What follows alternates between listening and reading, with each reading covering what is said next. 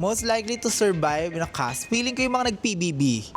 Magsusurvive yung mga yan. Magaling yan sa mga task ni Kuya. At ako talaga feeling ko, una ko matetegi.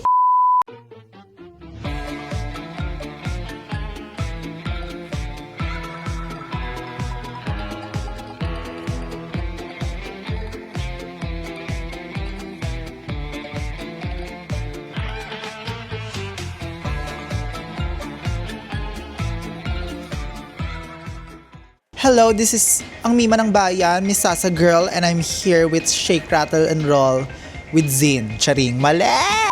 Hello, this is your pambansang Mima. This is Sasa Girl from Shake, Rattle, and Roll, and I'm here with Zin Magazine. Yes. Kasama ko dito ang best friend ko na si Francine Diaz, which ang pangalan niya ay si Faye, at ang pangalan ko naman ay Sky. So, mga magnanakaw kami sa club. So, yun ang mga ganap namin. Happy siya kasi this year kasi dalawang MMFF ko. So, meron akong Bar Boys and Shake, Rattle, and Roll. Sobrang special na to sa akin kasi nung nanonood ako ng MMFF when I was younger, naghahanap talaga ako ng mga kabaklaan at wala akong masyadong nakitang mga kabaklaan. Then, nung medyo palaki na ako, andyan na si Meme.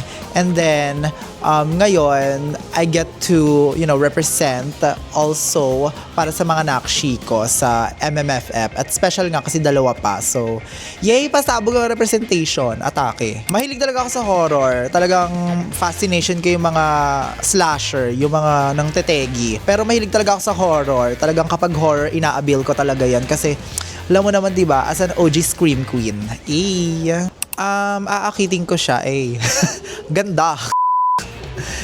Parang feeling ko, ang mga aswang kasi parang sila yung mga representation ng mga inabuso sa buhay. I think, magsisimpati ako sa kanila. Ganon din po ako, aswang din po ako. So, please, unahin niyo na muna yung mga nagnakaw.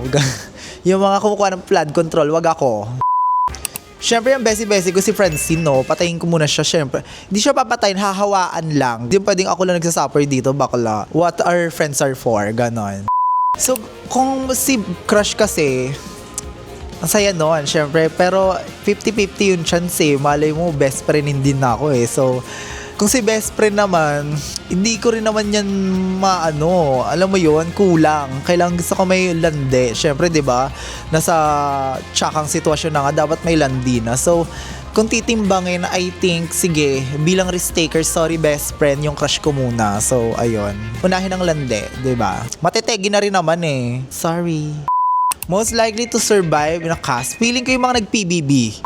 Magsusurvive yung mga yan. Magaling yan sa mga task ni Kuya. At ako talaga feeling ko, una ko matetegi or makakapagtago ako, magiging final girl ako. Pero kung makakasurvive, malaki ang chance ni Fiang. Hahanapin siya ng mga multo. Asan ka? Ganon. Ang Shake, Rattle, and Roll this year kasi, story-wise, talagang maganda talaga yung story neto.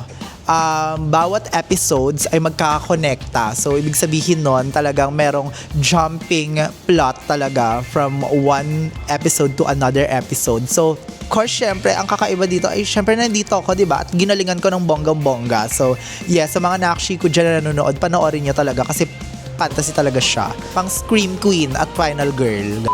Thank you so much, Zine, and please watch Shake, Rattle, and Roll Evil Origins this MMFF this December 25.